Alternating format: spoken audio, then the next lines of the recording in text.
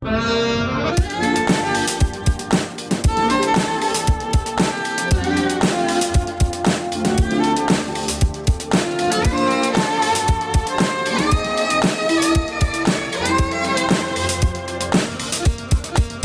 decided to keep a journal. Hey, everybody, welcome to Poldcasty for Me, the podcast about film, culture, politics, and Paul Schrader, where we watch every film written and or directed by American filmmaker Paul Schrader and explore how they speak to their moment. And this one, show's hosted by two guys. I'm one of the guys. My name is Jake Serwin. I'm one of the guys. My name is Ian Ryan. Jake, how are you doing, my friend? Happy birthday! It was Thank yesterday. you so It's not your much. birthday anymore. Yeah, it's true. I'd like to use my birthday to give a birthday apology to my friend because I've been thinking since we recorded the episode on the film Touch that I was too mean to you because I was excited about the movie and I wanted to get I wanted to gin up some excitement about it, and then I turned you into my enemy. But you're not my enemy; you're my friend. That's okay. So we do a podcast you're my together. friend as well. No, it's fine. You know what happened on the Touch episode is that I was, and this is, I'm sure, fascinating for our guest who hasn't heard that because it's not out yet. What happened was Ian very lightly pushed me to try to explain why I didn't like the film, and I was unprepared to do that because I assumed we would all dislike the film, and then I felt bad about myself for not being able to articulate. And so, you know, you said you've been ginning up something, and anyway, I've been ginning down to feel better about that. That's not good. That's pain you put me through. Appropriate for this episode, but yeah. No. I'm sorry. I have not been. I'm not really a drinker. No, it's fine. I had forgotten about it because I have a bit of a goldfish mind. I have something exciting to tell you about, Ian. Wow. Which is that for some reason, when I sat down in my chair this morning to record the show, it does this now. So he basically flipped backwards. It's the chair become is such a loose type of chair. I guess I have like a business class lie flat chair now at my desk. No idea what happened. $3,200 extra to record the podcast. Right. Me and a bunch of You ever get on the airplane? You see a child in business class, and you just want to flip out. I have seen this, but I've also I saw a Mexican actress once on a flight, and she was providing childcare to her child, as parents often do. But her husband was next to her, and he was just doing nothing. It was one of the classic husband. Yeah, she was giving him the child a math lesson and stuff, which I think is like a nice way to use a fancy flight in some way. I don't know. It felt like some good parenting. I was happy to see it. And this guy was just on a different planet.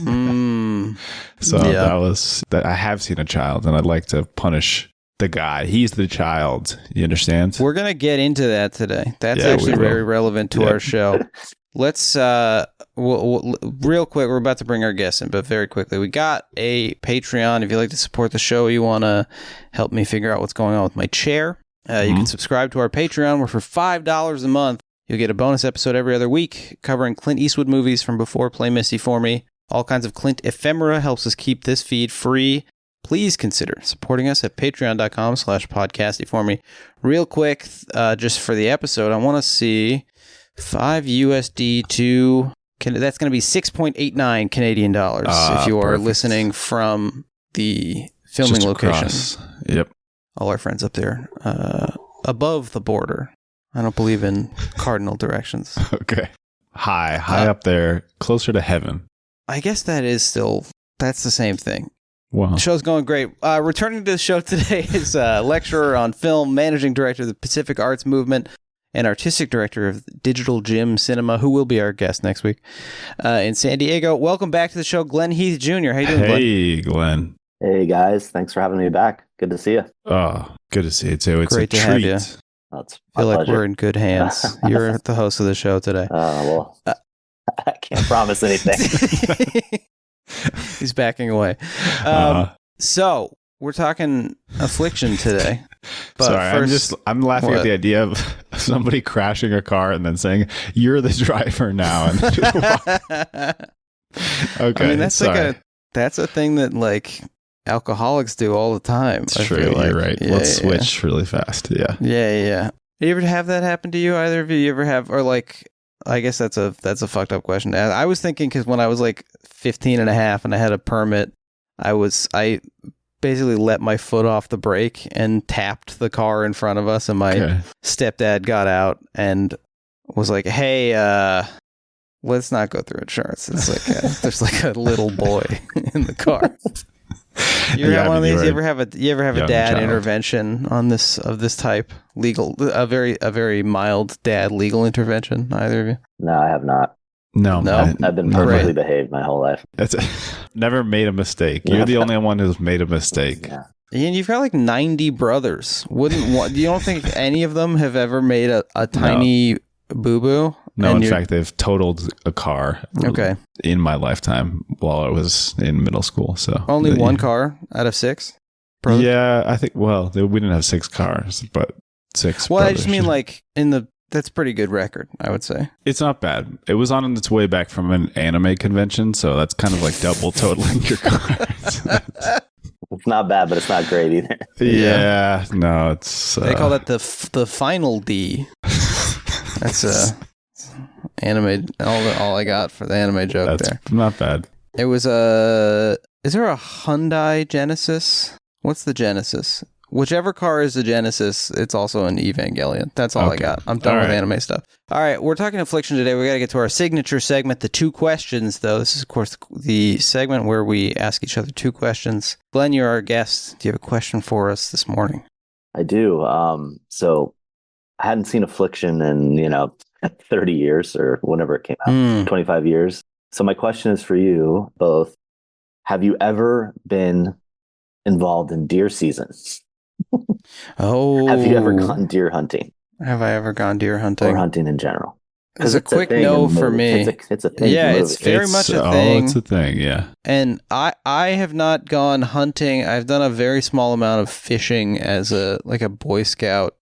And I was at Camp Cherry Valley on Catalina Island. This is a Cub and Boy Scouts camp that folks from Southern California end up getting sent to. And we were shooting BB guns at like tin cans.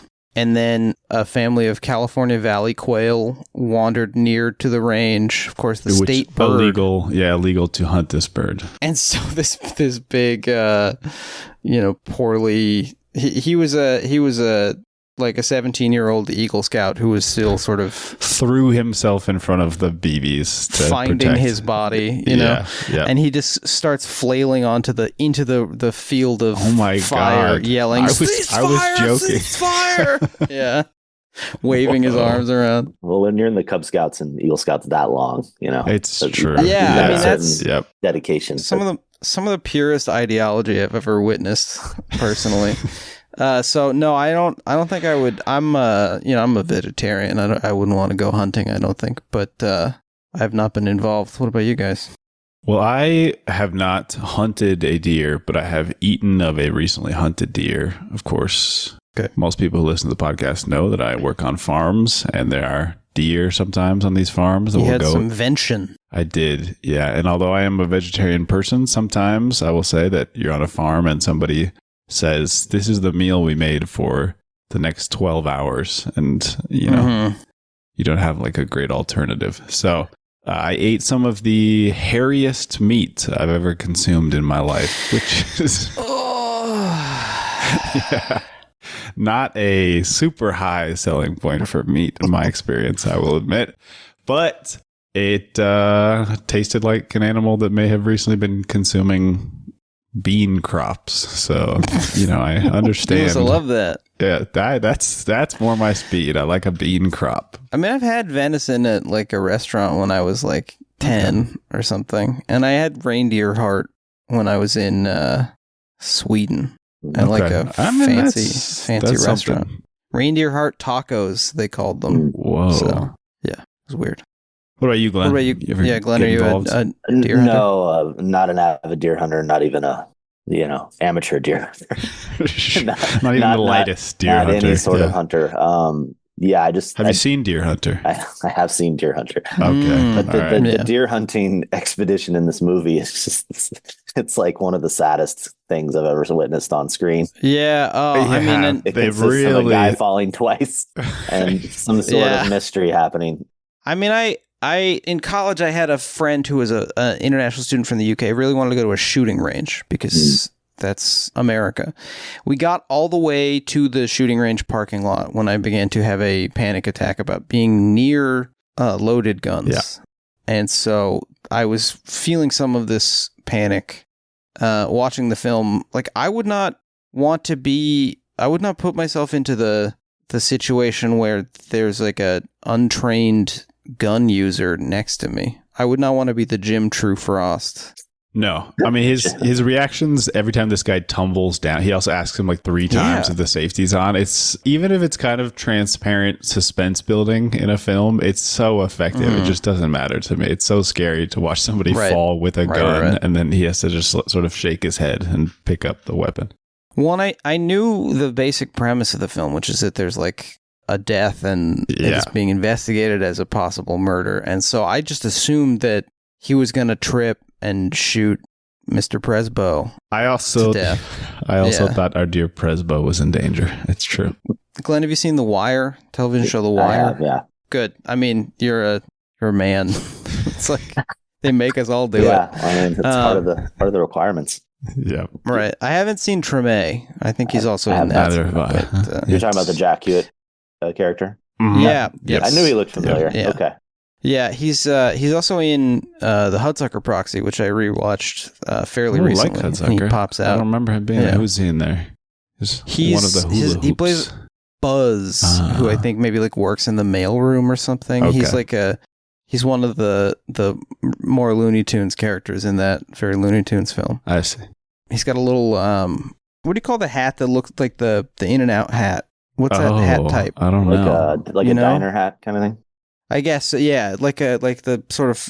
But does he have the paper version, or he has like the infantryman version? I don't remember. Okay. Well, I look like a guy who remembers that. Sorry, this is your story. I thought. No, it's okay. Thank you for the question, Glenn. I believe we are on to question 2. Is that right? Yeah, do I have that right? That's right. I'll make it fast here. You got a PM diner order. What are you ordering after 4? I'm gonna say actually. We'll move even later here. 4 a.m. After or 4 p.m. p.m. 4 p.m. Yeah, good question. Good follow up. All right. Glenn, you're up. 4 p.m. Have I eaten today, or is it? Ooh, yeah. You had That's a great question. You had a travel breakfast. You were on the move. You had maybe a granola bar, or something. Ooh. So you got up a mighty hunger. Somehow worse than not having eaten. Yeah, it is. It is for sure. I think probably going with the classic cheeseburger, fries, and a chocolate milkshake there. Oh. Chocolate milkshake being the most important part. Sure. Yeah. Where the nutrients are. Hey, we're going to talk about David Lynch. Yep. I am, at least. So speaking of chocolate milkshakes at diners. There's a Lynch presence around this film. Yeah. I've picked up on this as well. That's crazy.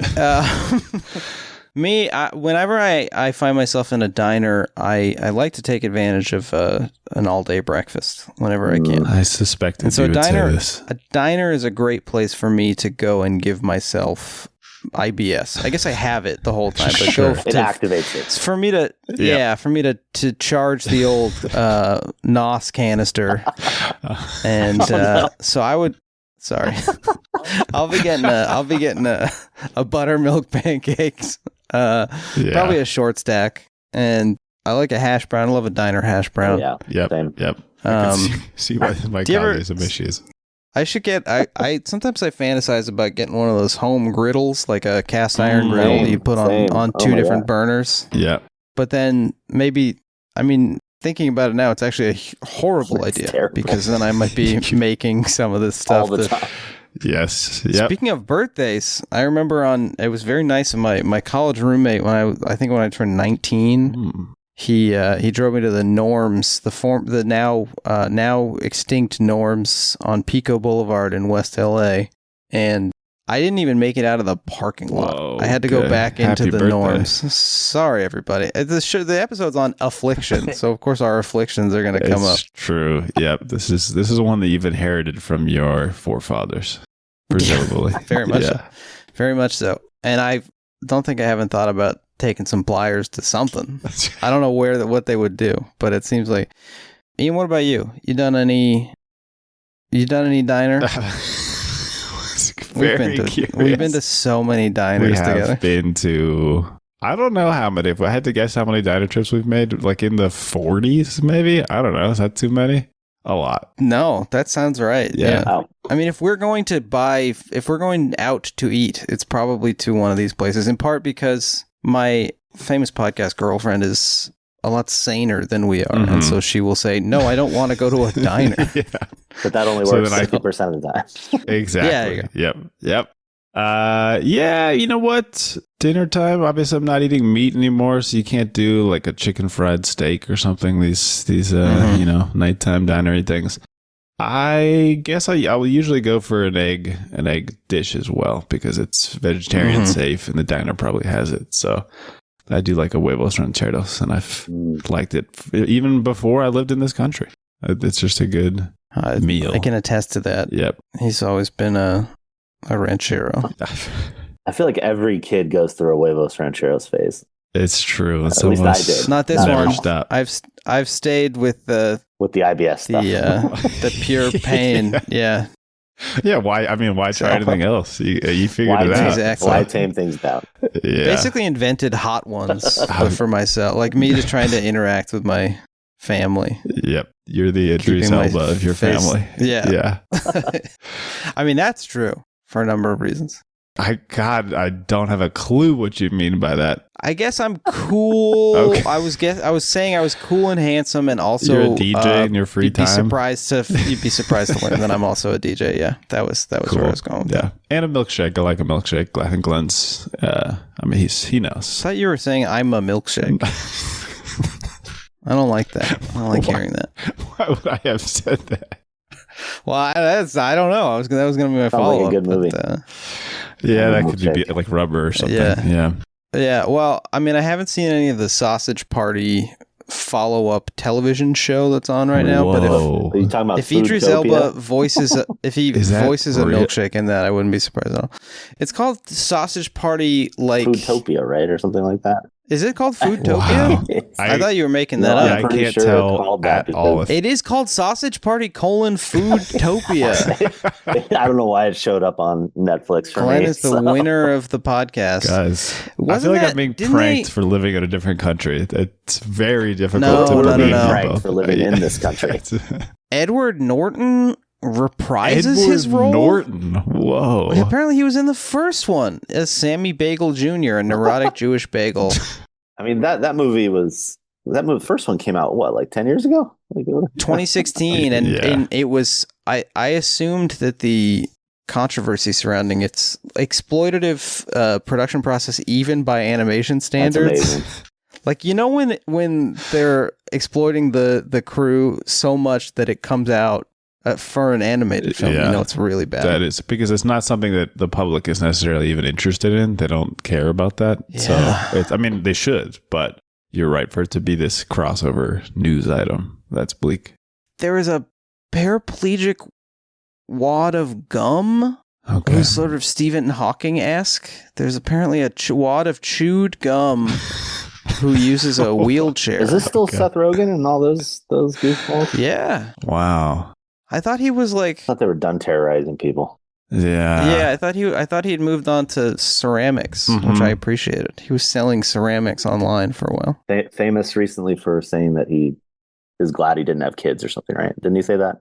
Yeah, that he and his wife walk around naked or something all day. They don't have I kids. think so, and also that he smoked Ian he and I are like, smoked that sounds good. he smoked a giant fake bong on stage at the Hollywood Bowl. It was very corny. Wow. Why That's did a he little smoke on a the nose. fake? Yeah, He was smoking the bowl.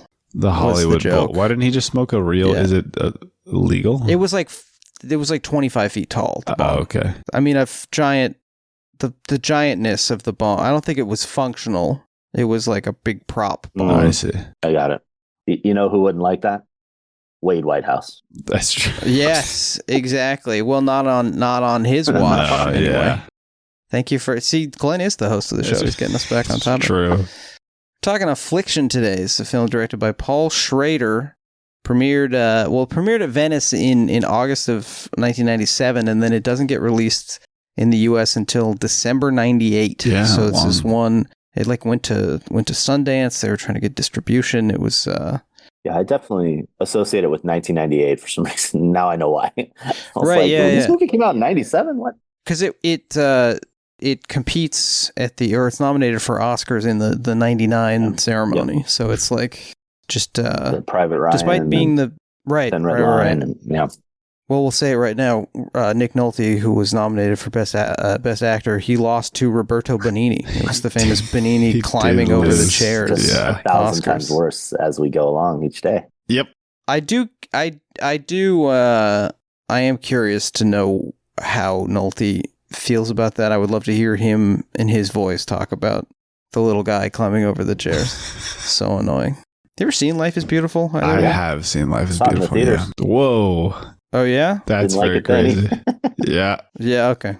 He's I no remember G. being pretty. That was a big year for the Oscars because it was like Thin Red Line, Private Ryan, Shakespeare in Love, of course. Yeah, like it was just Yeah. a lot of big, heavyweights, and it was a strange year as well with Benigni. Really weird. I remember having to have that explained to me. I'm like, is he allowed to do that? And like, well, sort of no, but that's the point. Yeah, that's the joke. Yeah. Yeah. Exactly. And then you were asking, in what way is that a joke? Fair question. Yeah. What's Italian? So, and I just learned it like in the last couple of years that he's not Jewish, No. which I just assumed who would ever do that. Right. You make that movie? It's a Yeah, great if they question. were a regular Italian Catholic guy, surely that can't be. Affliction, written and directed by Paul Schrader, from the novel by Russell Banks, Yes. who will become a friend of Schrader's, Mhm. and his upcoming film "Oh Canada" is based on Another the penultimate Yes. Russell Banks novel. Banks died in 2023. Yep. Ian, had you seen this film before? I had never seen this film before. This is one of the ones Neither I can had say I. I was Yeah. most excited to watch. I think it was, high on my list of Schrader Right. films people talk about close to this period that's made fun of. Although I think I'm increasingly finding the famous fallow period of Schrader is going to be like 3 films long, if it even exists. I think so. So- Yeah, it seems like I think people just forgot that he, was still making he was interesting doing movies. interesting stuff. Yeah. Yeah. And then, Glenn, you saw this when it came out. Is that right? I did. This was kind of during the peak of my cinephilia in high school. Was watching everything that would come out at the local kind of landmark theaters or whatever the art house stuff was at the time. And this was a big one. Yeah, I remember came out December 98, right at the peak of kind of like Oscar season.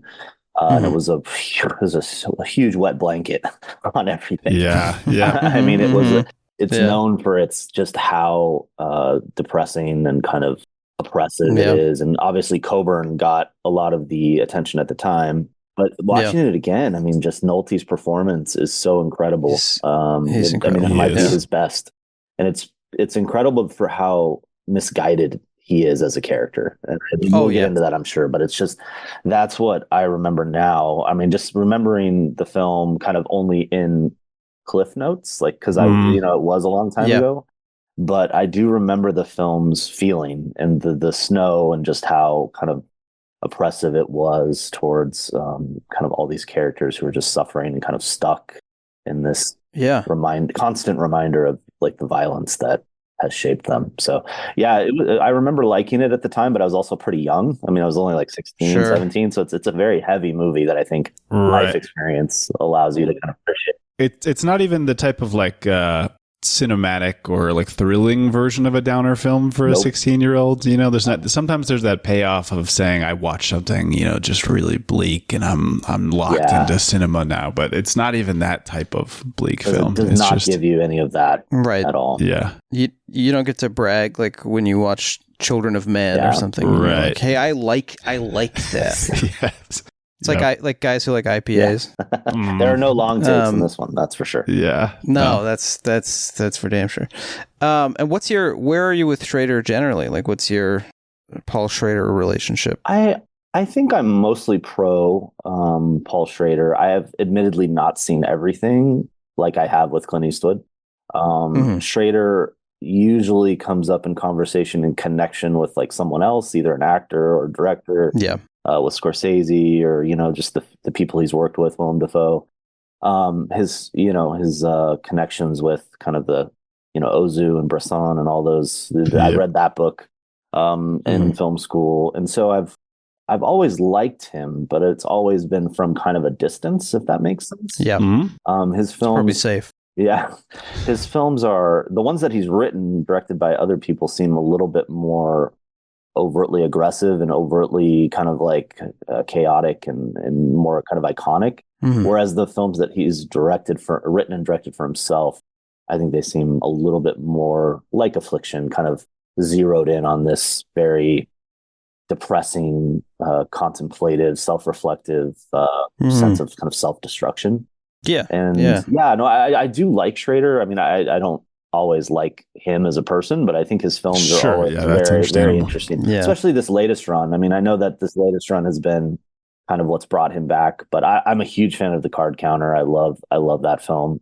I wasn't as taken with The Master Gardener as everyone else was, but and obviously First Reformed was a huge one at the time, and still very good. But his work with actors has always fascinated me, especially kind of the central male figure that he's kind of using as a proxy for himself. Of course. It's interesting. I mean, I guess I hadn't really thought about it, but interesting how seemingly, how apparently prickly he is and how opinionated and kind of a schmuck he can come across as, given that he seems to be such a collaborator as well. And he, like, in interviews, he's always talking about the people that he's working with and pointing out decisions that they've made. Like he's not hiding, he's not sort of taking credit for other people's contributions at all. Yeah, nor does he seem to seek out that type of like laying claim to a film as purely his. I think in interviews for this film, he talked about feeling like it was a collaboration with Russell Banks. We talked about films like Comfort of Strangers, where he's saying, this is like three people's movies, and then also Taxi actors. Driver with the four auteurs or whatever. Yeah. Yep. And he works with the same people repeatedly. I mean, I'm not sure that being a frequent collaborator of Willem Dafoe's necessarily means that you're like a cool guy, because Dafoe seems like he can kind of, he's a weirdo. He can show up and sort of get along with Yeah. But it's nice to, I can wait no longer. So Dafoe apparently wanted to play the Wade character. That was one of the rumors. Yeah. And this is from an interview that Schrader gave to Filmmaker magazine, which will come up again. But he says, I wanted the audience, he's saying of the Wade character, I wanted the audience to root for him because from the first line that it's not going to work out for him. So how do you still care for him? The actor has to get you to care for him. Willem wanted to play that role, and I just couldn't offer it to him because he doesn't have that kind of friendly physiognomy. So he does say that. Granted. Yeah. I mean, it's not wrong, but it is also very funny to reference, the defunct phrenology science of, facial features that engender certain reactions in people. Well, and also he also elsewhere in that interview talks about how I know what you're gonna say. I know I wrote Nick this down. Nolte I has couldn't an believe audience-friendly face. He says Nick just seems like a nice guy. I couldn't believe. I mean, look, I love Nick Nolte, but what is going on in your life? If your observation about Nick Nolte is like, I bet people think this is like a friendly, cool dude. I mean, I guess it's like. It'd be like, Michael Jordan calling Clint Eastwood short or something. Yep. Like, to you. Yeah. Exactly. Yeah. This guy's winning relative to everything I've got going Paul on. Paul Schrader is the Michael Jordan of being unlikable, I guess is what I'm saying. Yes. Yep.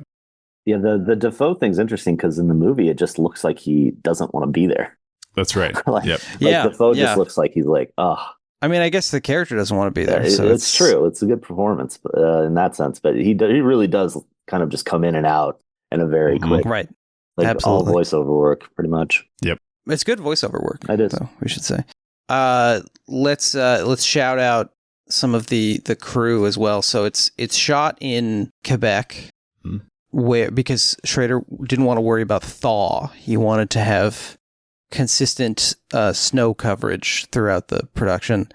And apparently they had to do all kinds of tricks too, because it was like it's set on a mountain, and so they had to do various kinds of tricks to keep the mountain geographically consistent, because they were shooting near different mountains or something. So they had to like sometimes shoot a car driving in different directions on the same road, but it's supposed to be one direction or whatever. Look, I admire that so much from a filmmaker, that attention to geography. There's no way I would have noticed this throughout the film. No, absolutely not. Insane. But maybe that's, the invisible. Right. Yeah, the seam you can't see.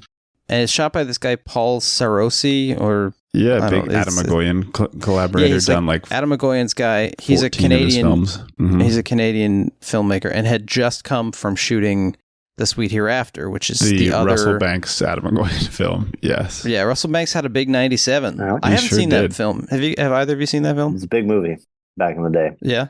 Yeah. Does it hold up? I mean, I haven't seen it recently. It's actually not one of my favorite Egoyan films. It was the one that got him the most acclaim, and I think Exotica more interesting to me. People were going crazy to see the film about the school bus accident. Yep. Right. America had school bus accident fever in 1997. but there's a really interesting feature in the American Society of Cinematographers production slate. I don't know if this is a magazine or a website. I mean, I'm looking at it on a website, but I love the like cinematography publications. They get really into nitty gritty stuff. Hollywood sort of trade rags ignore. But like, so he's talking about how difficult it is because of all the light bounce from snow to like have any kind of control over the images, and they used like all kinds of blue filters outside so that the interiors could be warm. There's that incredible shot where Nolte's on the phone with Defoe, where you see it from outside and like the world is blue except for this little square of warmth. Which I really like that one. And he talks about the this was fascinating to me, the flashbacks, which are a big part of the film. Schrader wanted shot on Super 8 because that would have been childhood the 50s. Film. Yep. But Sarosi didn't want to. He was worried about like image control, because Super 8 you can't really go crazy, mess with that much. Yep. So his idea was to use a technique he had just developed on a Canadian film called Love and Human Remains, where he shot it on 16 millimeter, which they then projected and shot on 35.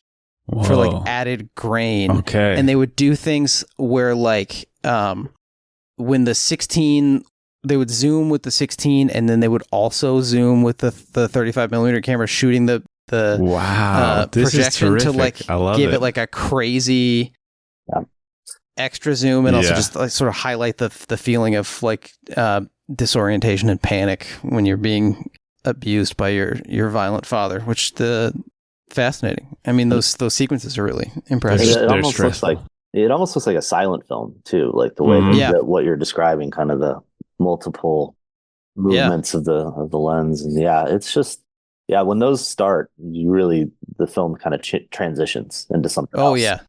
Big time. I think it's interesting that you said that you sort of remembered it in Cliff Notes, Glenn, because I think on paper the film sounds like too much to me. I mean, it sounds like it's hitting, the idea of this guy haunted by his abusive father and maybe living out the effects of being a man who was abused as a child. It sounds unwatchably leaning into this type of stuff, or turning into like an after school special style film about psychology that doesn't do that much work to really examine beyond obvious cycles of abuse. But I think you're right to say that it's the feeling of the film while you're watching it is so not careless, but just giving the exact right amount of distance from the characters that, you know, you're sort of pulled towards them, but you're also watching this thing with the removal of somebody who understands what's happening and hates to watch what's happening and can't do anything to stop it. So I think it turns into a much more interesting thing than it appears to be in theory. For sure. Because the film is sort of from the perspective of this absent character who narrates the novel, the Defoe's Rolf. Who I was relieved does not turn out to be a spotless figure or something. I mean, he turns out to also be a character, not just like an angel. Yeah, and regrets, you know, his decision not to intervene when he could have. Yep.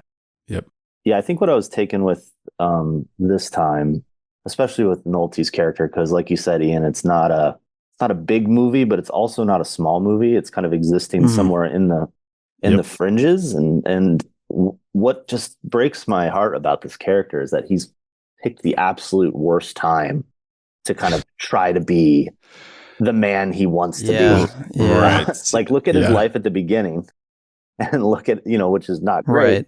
And look where he ends up. And it's this kind of propped up self-delusion. Like, now's my time, right? To be a father. Right. Yeah, this waking up story. To be a detective, to not be some schmuck who just, you know, snowplows the roads for everyone else, to have that conspiracy theory. Yeah. Right. To make a big romantic gesture. It's the absolute worst time to do it. He's not equipped mentally to do it. He's traumatized. He's lived in this bubble of like kind of protecting himself for 50, 60 years. And the movie is actually him trying to be the man that he wants to be, but he's just not equipped and he's not supported. And the Sissy Spacek character is at first seemingly very one note, but the sadness she feels, because if you look at the first scenes with her, she's like, I mean, they love each other. And then how that slowly becomes corroded is really tragic. And just by the sheer presence of, I mean, the fact that she has to move in with the dad is just so. Oh my God. Yeah. When you hear this, it's. Yeah. I mean, it's hard not to laugh at. I mean, it's just the line where they announce it. It's just an immediate recognition of what's going to happen, what's going to unfold. Right. Yeah. It's like a shoe drop film where you watch a train wreck in slow motion. Yeah.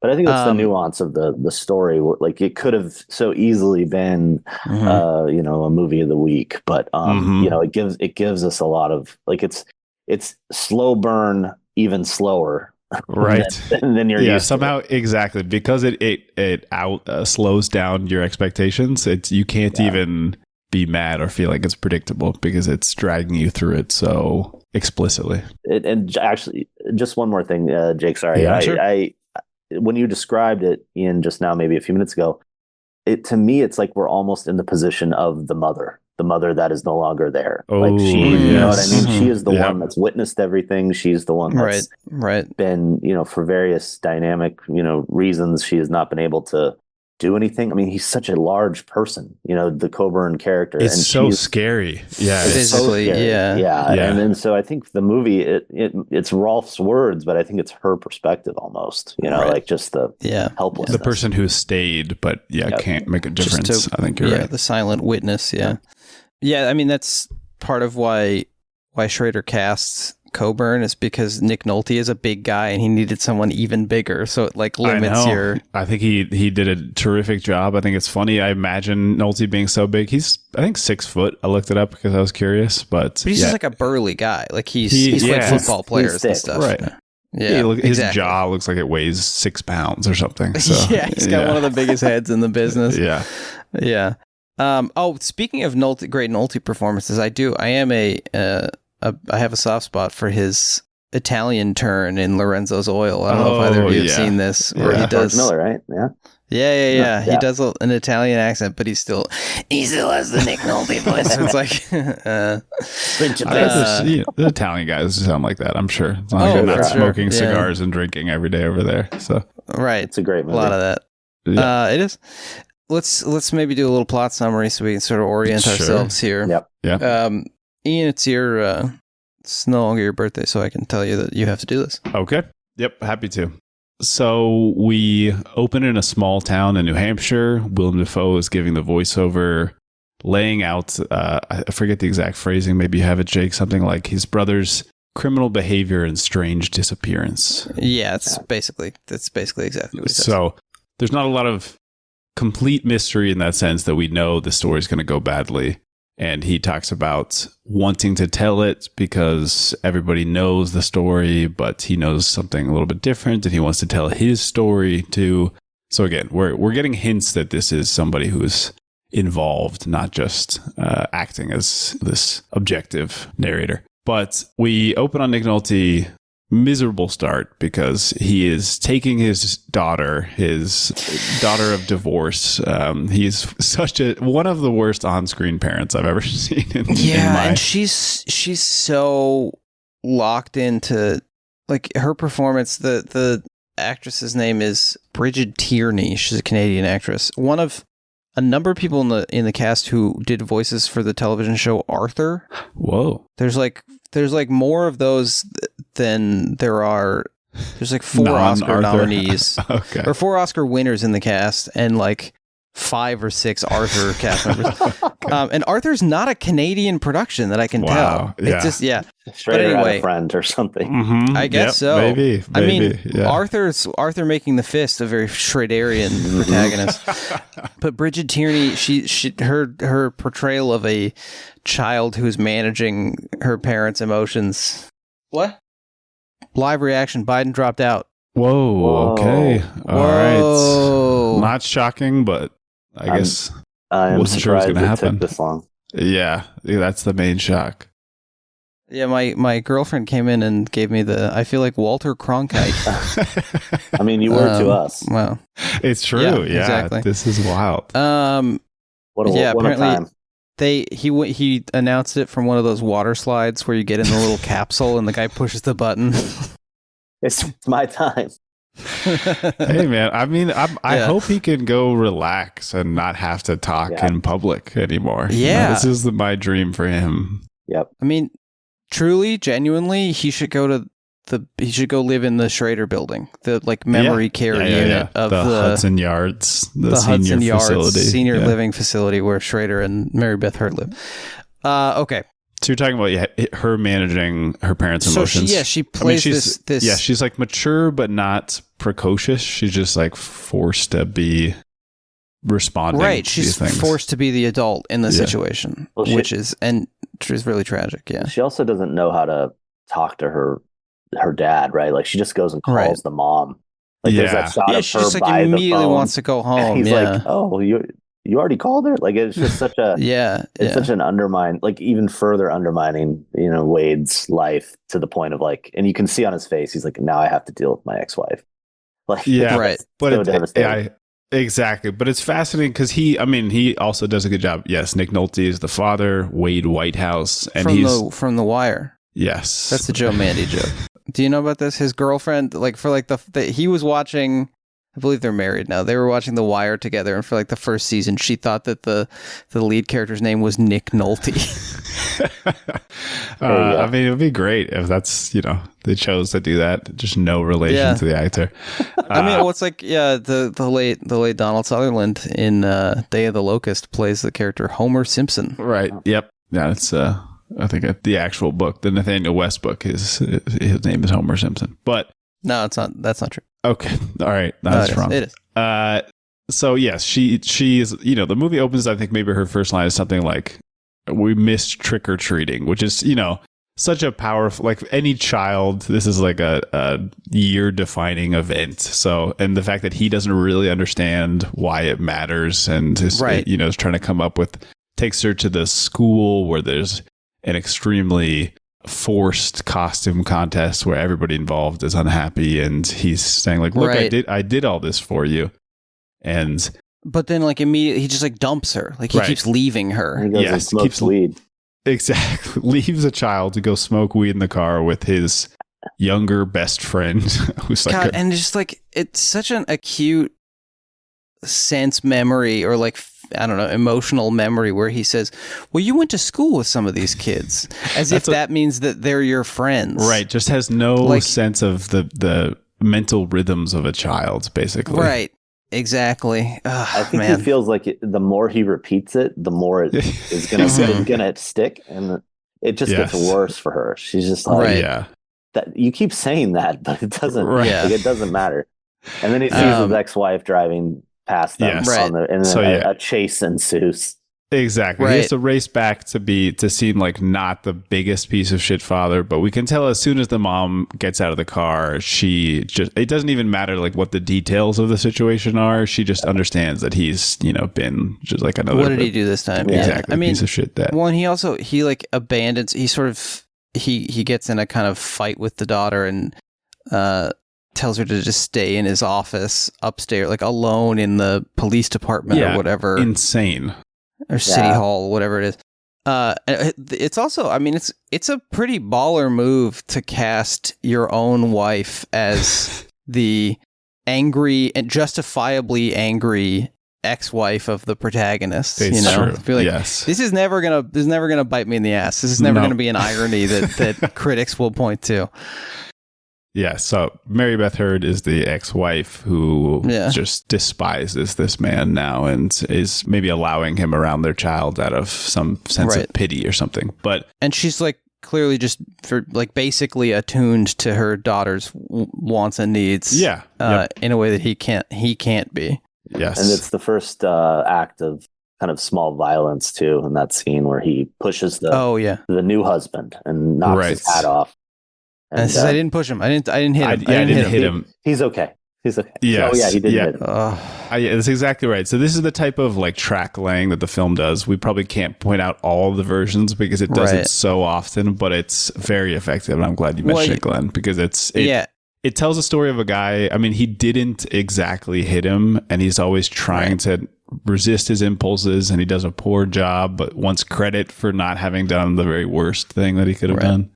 It also lays out that he's like the kind of ne'er-do-well who becomes a cop because he doesn't have any other avenues. So he's he relates to the kids who are knocking over mailboxes or whatever on Halloween, and also like he goes to smoke a joint and like ride around drinking beer with the current town miscreant played by Jim True Frost. Yes. So we have Jim True Frost in here, a key character for some of the plots because, well, first of all, he is like an ex-almost ball player, which I also think is a type of like background texture that really tells a lot about the town, right? He was probably talked about every day for several years, and then local boy almost made good. Exactly. Played not even AAA baseball, double A baseball. If you're a baseball person, that's like the biggest. It really is. I'm always running out of AA baseballs because like everything takes them. So then you're just like you're opening the remote to take the AA baseballs out. Yep. All right. So this guy. I learned, by the way. Wait, Jim True Frost trivia. Okay. He's credited as Jim True in this. I think this is very cute. Yeah, when he married his wife, whose last name was Frost, they like combined their last names together. Cool. Yep. I love to see it. Seems like a sweet guy. Hopefully he is in real life. Yep. So, yes, this is Presbo from The Wire. He just kind of has the face of somebody that, like isn't quite going to make it, is going to make a terrible mistake, which is why he's also cast as somebody who shoots a child. And like the pilot of The Wire, maybe? Right. Like, yeah. So he takes this like big union guy out who's a guest in the town, the guy who comes up because his kid lives there and also maybe just like, likes to do winter activities or something, but comes up from Boston. This Jack Hewitt character takes him out deer hunting because he can promise to get him a buck by 10 a.m. And like we mentioned at the beginning of the episode, there's all this tension building about, is his safety on? He's dropping his gun.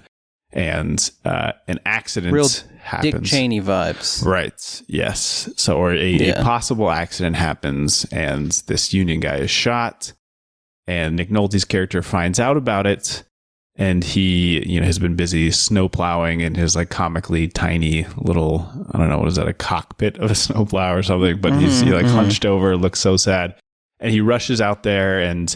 He immediately has a sense that something is wrong. And there's not, I think we as an audience it's not super clear. I mean, Jack Hewitt's a little bit cavalier about it, but there's no big clues from our end. He just seems convinced. Right. Do we start to see it in black and white yet? We get these throughout the film. We get these kind of recreations of events through Nolte's, Nick Nolte's imagination, like basically. imagination that are shot in black and white. Yeah. Yeah. The film kind of takes on this conspiracy thriller possibility, or right. this, right. Something's foul. Something foul. But yeah, a guy thinks he's in a neo-noir film, but no one else agrees that he's in that film, Right. The film does so much in like the opening couple of scenes because we're already establishing, and it's sort of disorienting because you have to sort of piece together what's happening. But Holmes Osborne of That Thing You Do and Donnie Darko's dad fame is in. He plays Gordon Lariviere, who is a Quebecois. This is taking place in New Hampshire, but he's doing it. He's a terrific. Speaking of like Lynch, this like the most foreign guy in town is this Quebecois guy who keeps saying tabernacle and stuff. Like the Quebecois, the go-to curse word there is church. Whoa.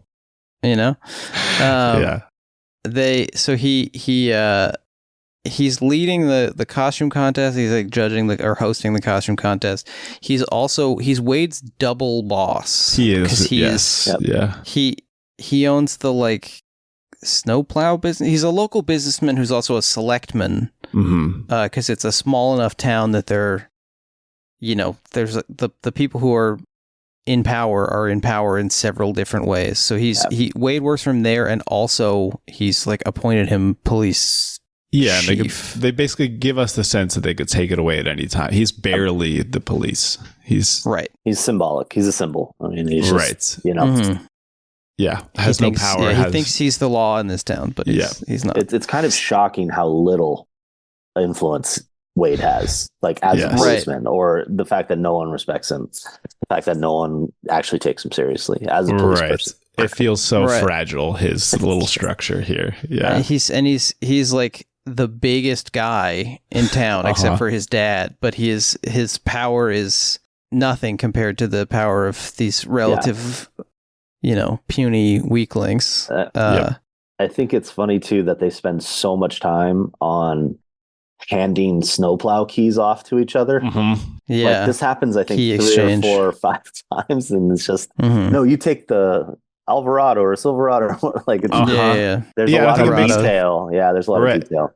It is not just for color. I also think it makes you feel like that is the biggest, like the most urgent business in the town is like getting the road to the highway cleared or something. So yeah, for sure. Yeah. And so we start to see these flashbacks to his father. I was going to say, the key thing that's also happening is that now we are seeing that his father, James Coburn, was a scary, one of the most drunk, toothed men of all time. He's a very toothed up there man. with Keira Knightley as some of the most tooth havers. And it doesn't seem like they have more, but they're just like just in a different spot. More visible somehow. Yeah. Coburn, I learned, was, I believe, first approached for the lead role in A Fistful of Dollars, but wanted like $25,001, and they said no. Yeah, so a little bit of connection. Yeah, exactly. So the dad stuff comes up because Wade overhears the man telling the story about right. Yeah. about the father who is named Glenn. I mean, it's the type of town where somebody else somehow knows a story about you having to go dig out firewood, right? This is the granular detail. There's no privacy. Well, how did you feel? What's Glenn representation been like for you? It's never good in movies. Films. It's never good. Well, Glenn's are having a moment right now. There's a very hot Glenn. Really? At the moment. There's a hot Glenn. That's true. Glenn Powell. Yeah, he spells his name wrong though. Sure. So does the father. The father, yeah. No, that's true. Glenn Powell's going to take us far. But I mean, I just saw Twisters last night, and there's a scene that I've seen remarked upon where he walks out into the rain in a white T-shirt with a cowboy hat, and everybody starts whooping in the theater. Well, we need more whooping at the theater. I think so. It's true. Yeah, it's a delight. I forget what I was saying, but you're just talking about the dad. Yeah, so that story incites this kind of earthquake in Wade's mind, I think. And he starts having them more often. And it speaks to this idea of like, how these memories appear, disappear, kind of live almost in a subterranean way inside us, and any like trigger can bring them out. And I think it speaks to the voiceover narration of like trying to keep this picture alive for a little bit longer so that we can better understand it. But there's always this inevitability of that things are going to disappear. That like whatever we do, be it Wade or be it the house or the relationships. I mean, it's such a bleak movie when you start to think about it that way. Absolutely. It is. And also I think there's a powerful element, not to skip ahead too much, but for Nick Nolte's character, it feels like this event maybe like got a boulder rolling, or at least remembering the event got this thing rolling in his mind. And then later he talks to his younger brother, Willem Dafoe, and it's not clear to me if Rolf, that's the name of the character, is lying to himself, or he is just genuinely expressing that he doesn't think that he was there for this event where his dad, hit Wade and was threatening his mother and all these things. And I think that's also very powerful because it speaks to sort of the irrelevance of the accuracy of your memories. Because first of all, we know that his father was an abusive drunk, so that part's not made up or something. This is not a recreated memory, but the details of who was there, what happened to whom on which day, that type of thing is consequential to the person who remembers it that way. But the details of it, and sort of like objective history may or may not be true. And that sort of exists apart. And I think that's powerful. Yeah, Coburn is so scary. He won the Oscar for this. There's an oft-repeated quote where Schrader asked him to like do heavy preparation, and Coburn says, "Oh, so you want me to act?" Yeah, I'm not often asked to do it, but I can. Yeah, I also heard a version of the story where he was told about this, and then Schrader realized he was basically just going to show up and use his big bass and not really do anything. And he said, Nick's going to maybe let you get away with that for a day, but he's going to tear you apart if you keep that up. And then he made. Go ahead. I was going to say there's a very long gestation period for this film because Schrader wanted Nolte, but Nolte wanted his quote, which Schrader couldn't meet, and so he basically just let the character like percolate in Nolte's mind long enough that he would agree to do it for less money. Apparently Nolte was obsessed with he was like spent the years developing line readings and stuff. So pulled out all his teeth. That's right. Yeah, and then.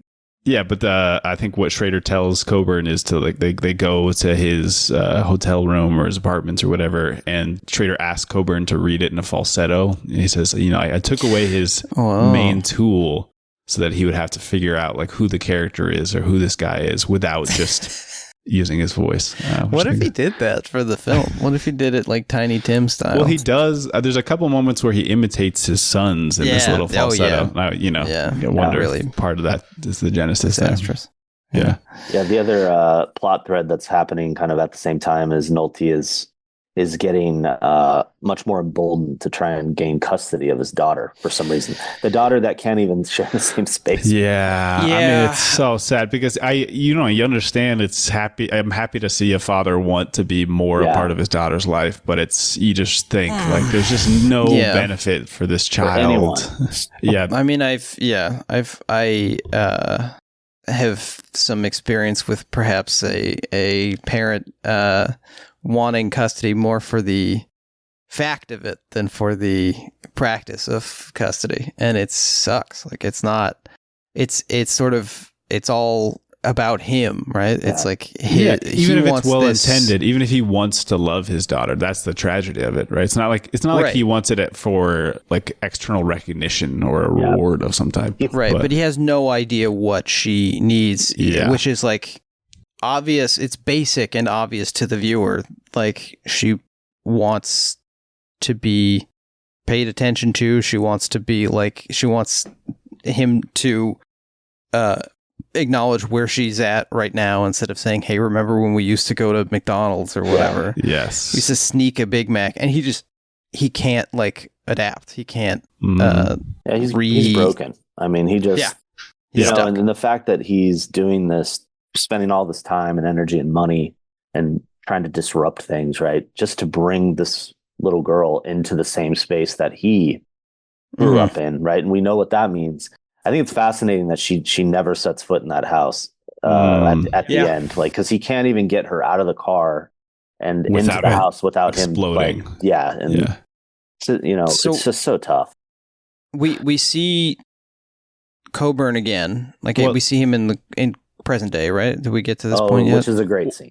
I want to. I mean, there's one other. We've referenced it. Glenn was talking about Sissy's Basic, but the other big character here, I think, or who is like an ingredient in all this, is. It's Margie, it's Marge, it's Marg, which I think is fun, and not in a made a mistake way. Just, you know, all these people know her. She's the diner waitress and Nick Nolte's girlfriend. And I think their relationship is wonderful. You mentioned it, Glenn, but the first time we see them together at the diner, and she wraps her arms around his big arm, and I think Schrader does a wonderful job indicating like the little things, the little like moments of grace, as Schrader would say, that exist in a person like this life. You know, even if it seems like his life is in pieces, there is this little thing that is beautiful and full of humanity. But even she is saying, why are you fighting for custody of your daughter? Like, I don't understand this. Like, The delusion is massive. Thinking that, suddenly after all these years that you can provide the answer to someone's happiness. I mean, it's just, it's so difficult to watch that manifest in multiple different ways. Mm-hmm. Right. You can tell that whatever she loves about this man happened prior to the events of this film, and is rapidly leaving him. Yeah, for sure. And at first she seems like in that first scene, I thought, she's playing like a tragically blinded to his violence woman, and not at all. Like that's she knows exactly what's going on and is ultimately kind of powerless to stop him from declining. Although I'd love to talk about the mother character a bit, so we can kind of get into the scene. The scene, yeah. All right, so he goes to see his father. I don't remember why. Why does he introduce Sissy Spacek? Oh, right, to introduce Margie, or to say that they're dating or that they're together. Yeah, he wants to maybe get married. Yeah, which is also another terrible idea. Yeah, and take her to see your alcoholic father. This is, you know, and he's so behind the times and so sort of arrested in his development that he's like a 50-year-old man who's got to take his girlfriend, who his dad already knows because they grew up together, to like whatever. Yeah. So he goes out to this isolated farm where his dad, his father and mother live, the farm where he grew up, and they come in the door, and at first Coburn seems like withered. He's all his hair and mustache are white. Mm-hmm. He seems smaller. He's like in a chair, barely responding to them. The door was open. Cold. Yeah, the door was open. The stove's not on. Yeah, this is, snow-packed New Hampshire in November now. You'd think that maybe there's like some kind of a memory issue going on with the father, and maybe there is, but he seems diminished. And then he kind of wakes up, and goes upstairs to wake up the mother, who he says is sleeping, and comes back downstairs, and he says she's still, she's coming down or whatever. And they head upstairs and discover that Wade's mother has died of hypothermia in the night.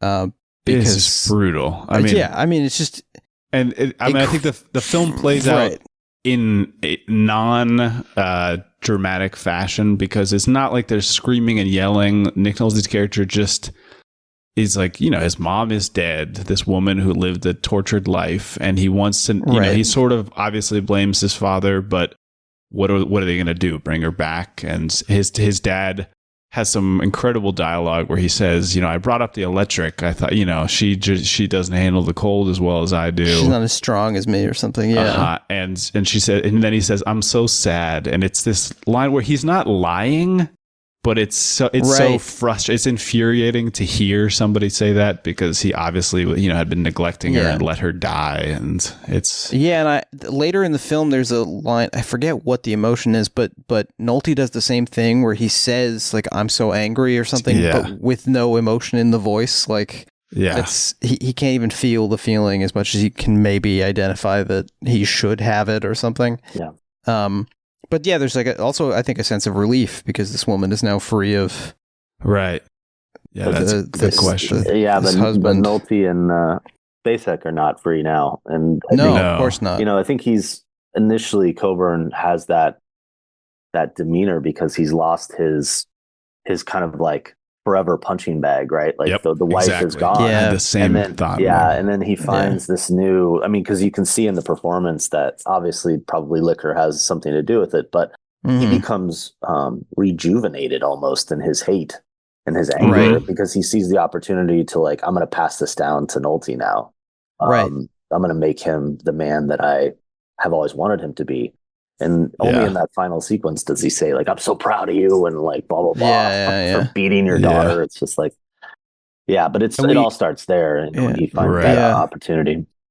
We get the funeral scene where like you see kind of the other ways that the other siblings have reacted to this. One of them went to Vietnam and got to die.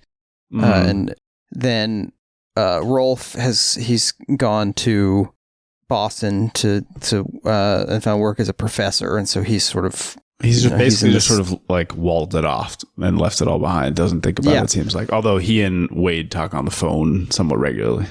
Yes, and then you have what's the sister's name? She has a weird name. Born Again, right? She's Born Again. Yeah, the sister has become a born again Christian with her husband. So her sort of reaction, in addition to moving away, is kind of finding religion out of all this, and so she wants to lead the family in prayer, which Glenn is goes south. Like he will not accept this and starts screaming and yelling, and it's interesting to see in the scene Gordon, who is like the mayor and king of town, even he shrinks from Glenn's wrath. He says like, oh, it's we'd better go. Does anyone ever call him Glenn in the movie? I can't remember. Sissy Spacek at some point calls him Glenn, maybe. Maybe. Yeah, I just can't remember. That scene's really interesting because it's really the only indicator of like religion in the film. And with Schrader, I mean, obviously religion is so important and Catholicism is so important to his work. Or questioning that and kind of living with that. But this movie seems kind of stripped of all that. Like there is there's nothing to be angry about religion-wise because it's been filtered through this kind of just extreme, suffocating, decades-long kind of abuse. Like it's not like there was no place for religion because religion was never going to help you anyways. Yep. Although he talks about his own father, and he says, the difference that he said his father was not abusive or alcoholic, but was like sort of a commanding, powerful presence. We know his dad was upset about hardcore and basically said like, it's lucky your mother died before she could see you make this movie. And then he led the protests against Last Temptation in Grand Rapids. Yeah. And so, it's not like his father was warm and the picture of parenthood. And so I think, there's another way that parents can be abusive by dragging religion into it. Maybe it's the same way, but it's just another set of punishments available to them. But yeah, I mean, I think we should finish the plot summary, but I think the way that the small town cop character can function in 1997 compared to what these people would be like now is an interesting thing to think about. But let's I'll wrap it up fast, and then we can sort of talk about whatever we want. So the rest of the film is basically, we also haven't mentioned that he has had a toothache this entire time in the sort of rich cinema tradition of having a paranoia toothache that's driving you insane, or maybe driving you insane. And for the listener, we love and respect you so much that I went and chipped my tooth in advance of this recording. Yes. I do have a chipped tooth right now. I chipped it with one of my other teeth. Smart. Yeah. Well, they were available. No, not experiencing pain particularly, but it's very annoying and it feels weird. This is and I'm now scared to hear. Yeah. Scared that all my teeth will break because I've been confronted with the fragility of my my body, and I don't like it. But I'm getting it fixed on Wednesday. All right, so that should relieve any anxieties that you have about the world. Hopefully. Yeah, it's Thursday morning. Smooth sailing. The small things. Take care of the small things first. Yeah, exactly. Very good point, Glenn. The last episode of the podcast. I won't need to do this anymore after I get my tooth fixed. Be healthy. So anyway, all this stuff comes to a head. I mean, they go try to move in, or he kind of makes Margie and he move in with the father, which obviously becomes a disaster. He continues pursuing his sense of conspiracy about Jack Hewitt maybe having murdered this guy because of some like union mob connections or illegal loans or something. And then the conspiracy spirals out into some real estate stuff that he finds out about. And at the same time, he keeps calling his brother, and his brother maybe stokes the fire a little bit on this sense of him having stumbled upon, something serious, an actual criminal conspiracy. And he's also pursuing the custody thing, and his wife finds out and gets upset at him. And all of this, truly in the most spectacular fashion, falls apart, where Margie gets fed up by being abused by this, awful man that she now has to live with. And Nick Nolte becomes more and more like his father. He starts to become more violent, to push people. He pushes his daughter. He alienates everybody around him. And then finally gets into a fight with his dad, kills his dad on accident, but then burns his corpse and basically is sort of set free in the worst way. Yeah, he does. He Qui-Gons him, yes. And then we get kind of the sacrifice type ending. Yeah, it's an interesting montage, looking away. Yeah, one review pointed out that Schrader took a break from Bresson endings to try a Tarkovsky. Yeah. Which I think is... This is exactly right. Because now we return to Rolf's narration, and he just talks about how his brother shot Jack Hewitt in the back in the woods, disappeared. His car was found across the Canadian border. And he says, I don't know if we'll ever hear anything more about him. If we do, it'll probably be the police finding his frozen vagrant body or something. And this is the point, like you mentioned earlier, Jake, where Rolf laments any part that he played in this in sort of encouraging his brother's collapse. But because he did for sure. Tell him to follow the money. He says your first instinct was right. Yeah. Oof. And we don't know don't why ever tell me that. We don't know why he changes that tune. Really, it's just more. Yeah. We don't even know if that's actually what he's saying either. Like, there's a possibility that Wade is making this up. I mean, I wondered that as well, until Rolf, at least in the narration, says something about, I know I maybe played a part in this or something. But I agree with you. There's a suggestion, because Wade is often talking on the phone to him and also just like monologuing. We don't even know, is Rolf replying, or like, is he there? Is the phone connected? It's almost irrelevant. He just tries to... I mean, I got a bit of a sense that Rolf maybe sees Wade as like this source of endless moth story hour material. This is because Banks grew up in New Hampshire. His father abandoned the family when they were 12, or he was 12 rather, but he describes living in poverty. And so I wonder how much of this character is sort of a expression of regret for having just left all that and turned it into material for successful novels. Yep. Banks also seems like a cool guy. He apparently, when he was in high school, he like hitchhiked to Florida with the intention of joining Castro and like joining Castro's army. Okay. And then ended up working at a department store in like Lakeside, Florida or something. Shoot for the moon. Yes, land among the stars or whatever. The swamps. Yeah. But he also got involved with like SDS and Students for Democratic Society. Yeah. Yes, and he lived in Jamaica for a little while, but like wrote a number of novels involving Jamaican and Haitian characters and their struggles. And he wrote a historical novel based on the life of John Brown called Cloud Splitter. Yep. Which is in 1998, so it comes out right after his big year, and so perhaps a subject for further study. Yeah, well, at least one more study when we talk about O Canada. Oh, yeah. Yeah, which is based on the book Cloud Splitter. Is that what you're saying? You're out of your mind, dude. Let's just say Cloud Splitter more. The sauce. Keep saying this until one of us ascends. So we haven't talked about maybe the single most defining image in the film. Can you guys guess? The tooth. True. Yes. Oh, the tooth. Okay. Well, I wasn't even thinking about that.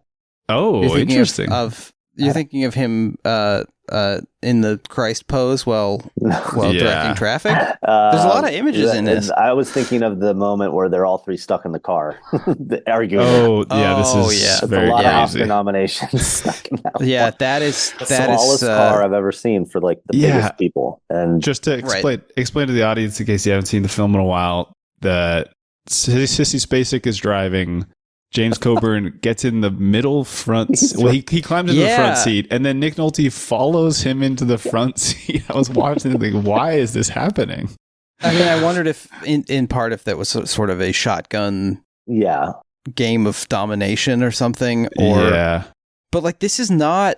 It's interesting because Nolte suggested Spacek off of their collaboration on the film Heartbeat, which is about Kerouac and Neil Cassidy, which I don't know if I haven't seen that film, but if it's anything like the film On the Road, 3 people sitting in the seat of a car has a pretty significant function in that film. So I wondered if this is like, one of those old cars where you can sit like 4 people abreast on a bench seat. I don't know if it was. No, it's like it doesn't look like an Ultima or something. Yeah. I think it kind of speaks to the theme of proximity in the film, like how you just cannot escape things. Yeah, like it's just you're pressed into these other people because they're your family, and I think Coburn's massive frame like is the main instigator for this. But yeah, that scene really felt like the culmination of just being forced to be next to someone that you don't want to be around. And it's just, it's visually funny to me because they're just arguing like petty, but the undercurrent is very, this is why violence pops up. This is why people are so unhappy. It's tough. I think it's a beautiful image to highlight, Glenn. I totally agree because on the one hand, it is the pettiness, the silliness, the like almost parody of how this could be in a comedy, this sequence. And yet I think this is like the source of real menace, real suffering in a small town. This is not, they're not like two mutually exclusive aspects of this. This is, well, what's ironic is that it's like a geographically large town, and yet these people can't, they're much more spread out than they would be if they lived in Boston. Yeah, it's funny when you talk to people who love rural living, they talk about, I could never like live with other people like that, in this like rat cage in an apartment or something. But everybody knows their business. I can't remember my downstairs neighbor's name. I think it might be Caitlin.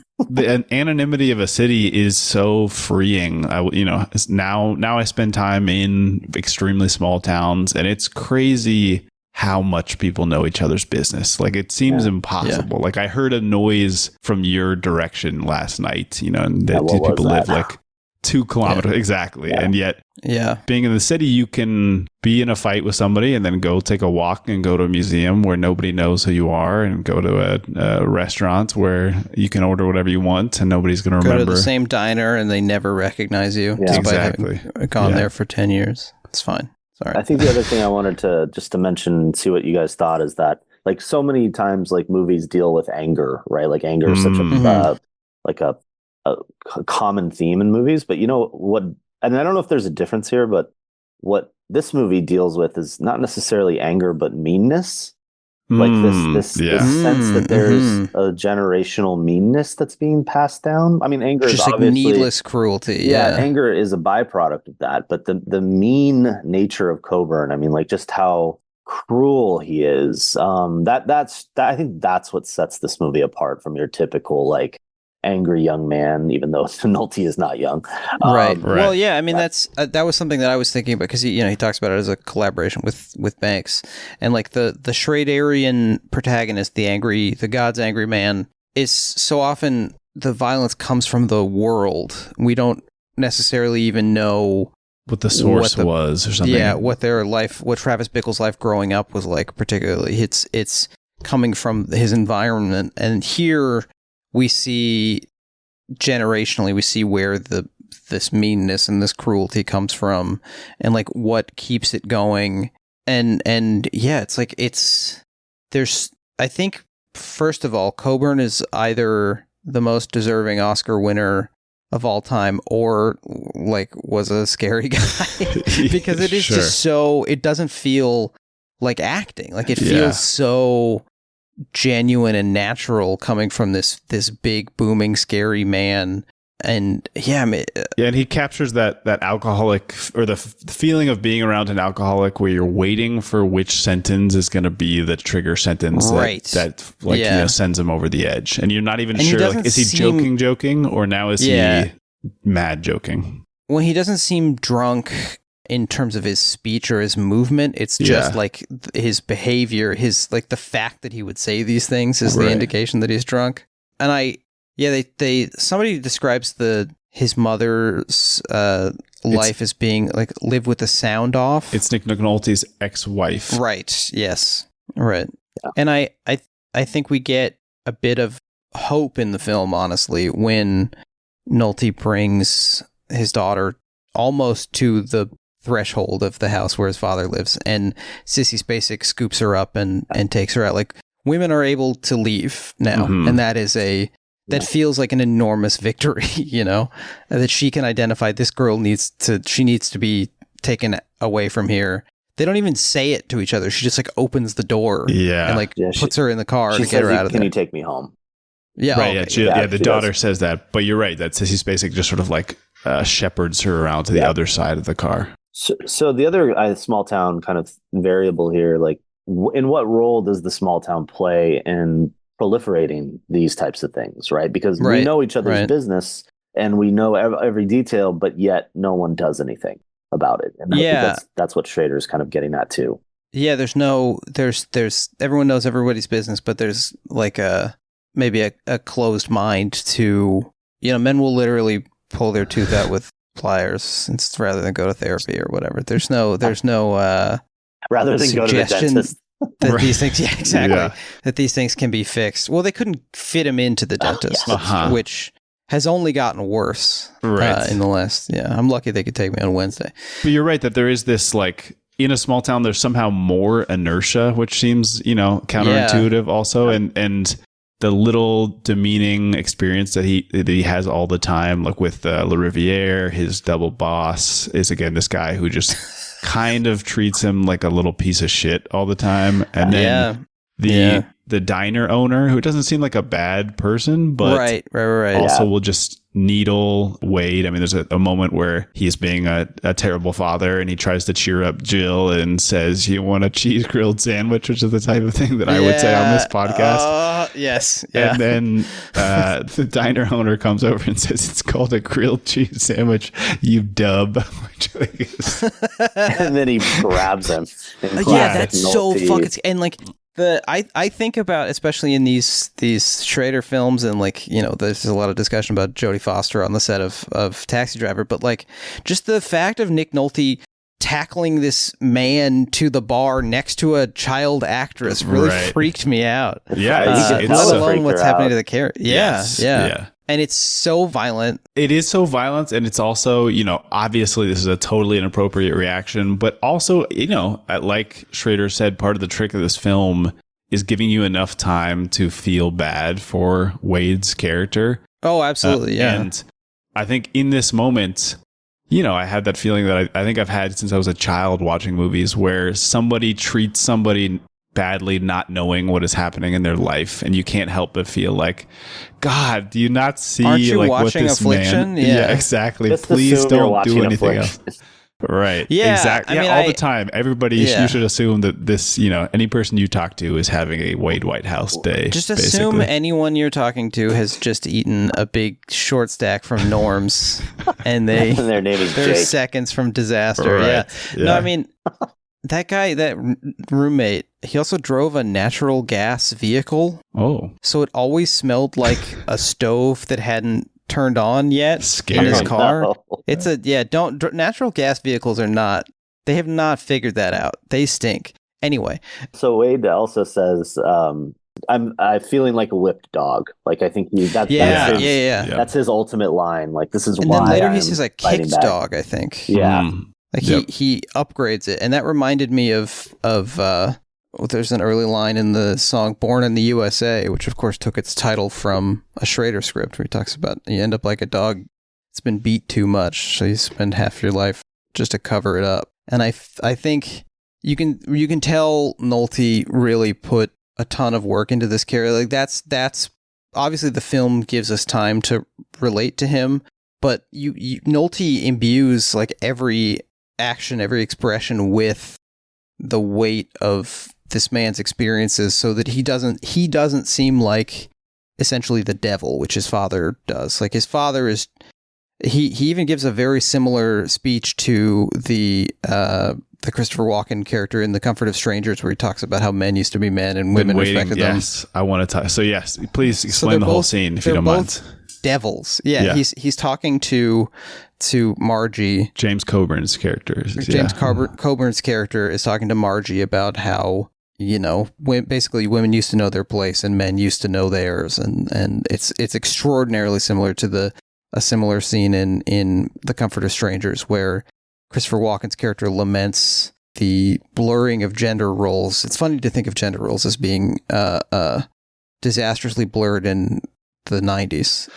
Yeah, and I think you're right, and the fact that they're both Schrader directed films that Schrader wrote the script for this, but I can imagine this may just be in the novel, and yet I think they have almost the same line, which is that women used to respect men, and I think it speaks to something profound that in this film in both films, but in this film we see that when you hear somebody engage in this rhetoric, it's not harmless. There's nothing superficial about this, right? The implications of saying there was a better time where people knew their roles and those were defined by gender. There is violence implicit in that. Mm-hmm. And I think it's cool. It's impressive to see it given all that weight on screen.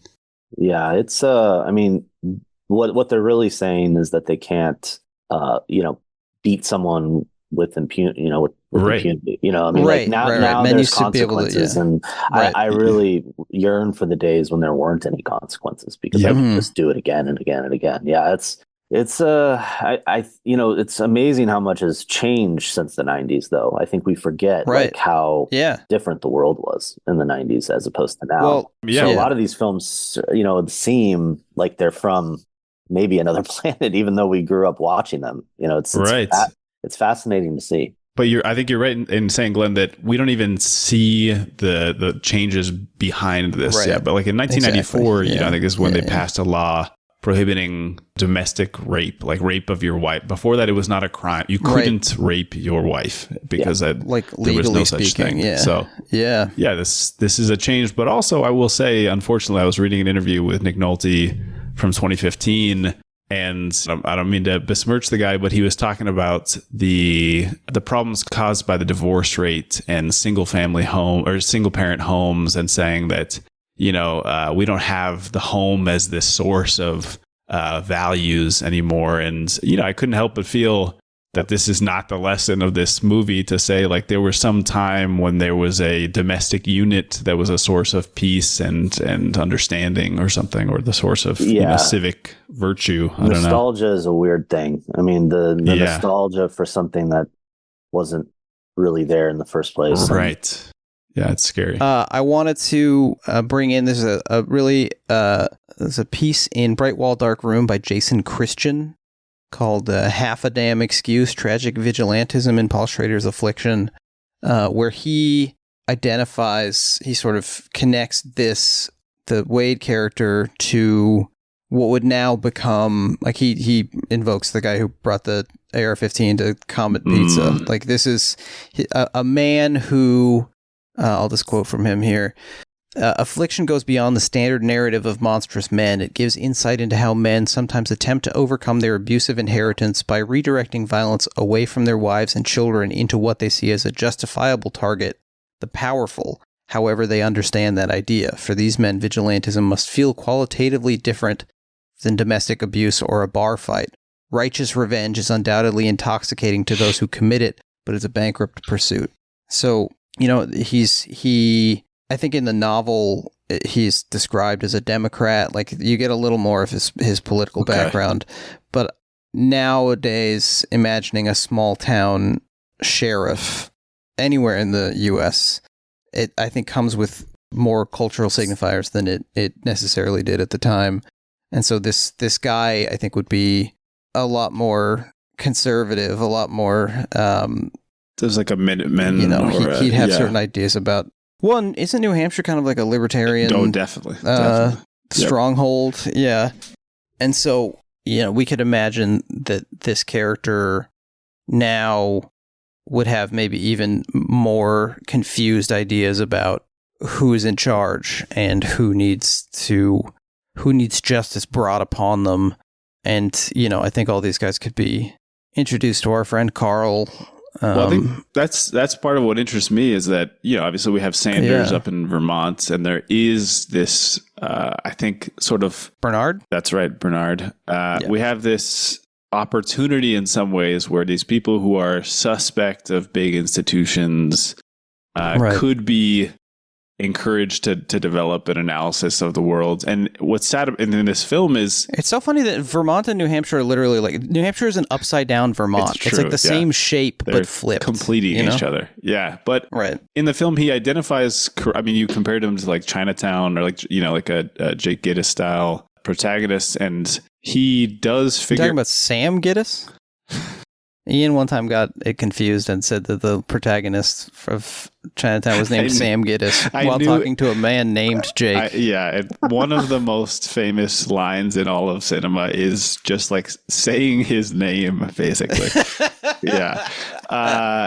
So I can't believe that didn't come up the other day on our Two Jakes episode. It's true. Where we had another Jake on the show. You're right. Anyway, I've been dreading making this comparison because I knew this would all unfold. No, I'm very sorry. I'll cut it all out of the episode. No. This is violence. I'm doing violence to you. He finds a literal real estate conspiracy of buying up the town to turn it into a ski resort. But what's sad is that it's like evil. I was gonna say it's like almost It's like parallel to his imagined conspiracy. It's not even the right thing. And I think part of what the movie does well is to show that this vigilantism, even when it's motivated by a desire to, I think at some point in the film, he says like, right is right. You know, we have to sort of fight for what's good. But that's not really what he's doing. I think he's doing what Glenn described, which is, you know, picking the moment when he's going to try to assert himself and become something more than this pathetic figure. And the facts of what he's trying to fight are unfortunately not that relevant to him, which is why this is not the same as the types of anti-institution, anti-capitalist real estate fights that we want people to go fight. Because, you know, again, there is virtue in that, in theory, a version of that, but it's not what we're seeing here. I will say, it seems like somebody involved in the writing of the film Twisters has at least skimmed Naomi Klein's The Shock Doctrine. There's a bit of disaster capitalism critique in that film, which I appreciated. But I think go ahead. Yeah, I mean... I was just going to say, just to your point, Ian, about the conspiracy side, it's almost like, I mean, so many genre films, westerns, thrillers, noirs are based around this idea that someone powerful is taking advantage of, like, kind of gathering power through real estate, through controlling what like a city or town looks like, filtered through like one vision of capitalism. And I think what this film, the amazing balance that it does is that it reveals at the end that it's just two guys being really smart and proactive about taking advantage of those loopholes and conning people, right? Yeah. So actually working within kind of whatever the present day laws are to manipulate, right, things. And it speaks to that idea of like, this is a town that will no longer exist. This is a man that will no longer exist. This is all these things, like the echoes of the past, they're no longer existing. And it's happening adjacent to the narrative that he thinks is happening, which is, I think, the amazing structure of the film. And that it happens multiple times in multiple different narrative threads. Like there's something happening, but we're seeing it through Wade's eyes, which is adjacent, delusional, slightly askew of what's really happening. Yeah, I mean, I was reminded of Lynch because obviously he's like the grand poet of the small town corruption, American or suburb evil. with evil lurking under the surface. But I think, Wade sees this corruption and finds it to confirm his suspicions about like this deep evil of murder that's taken place, rather than saying the corruption is the murder, is the violence, is the evil. As another character basically tries to tell him, the character that has just she's the actual detective of the story and says, I think this is just a real estate conspiracy, basically a legal which is bad. Like and I'm reminded also, of Blue Velvet and Twin Peaks and all those things, but I'm reminded also of Ryusuke Hamaguchi's Evil Does Not Exist, which I got to see at the San Diego Asian Film Festival. Which there we go.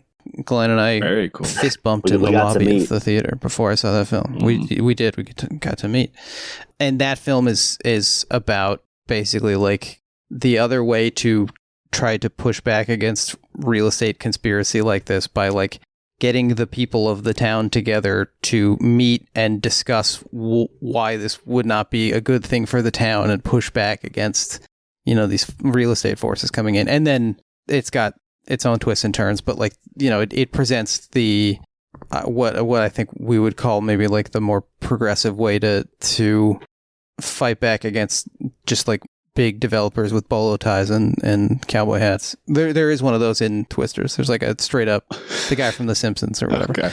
I mean, it's you'd wish that Wade would call a town meeting to oust the selectmen rather than chase red yarn that doesn't actually go anywhere. But I think it speaks to something which, again, is a testament to the level of nuance that this film is operating with, which is that even though this is absolutely an existential capitalist threat that we should be worried about, this accumulation, I mean, this goes back to literally like, we've talked about Enclosure Act, like hundreds of years previous, the origins of capitalism. And yet, I also think we can't make the mistake, speaking of invented nostalgia or fantastic visions of the past. The answer is not just to go back to the corrupt and unhappy and extremely unhealthy social structures that existed before these things came in, right? There's, I think it's sometimes a bigger challenge to be able to say, okay, maybe we should take some of the pieces of this thing that is being lost, but also think about constructing a new vision of society, because it's not enough to just say, hey, these guys are coming in and they're going to commercialize this town, so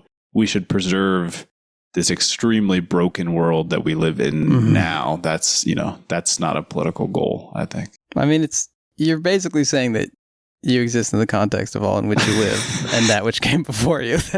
I am saying that a little bit. Yeah.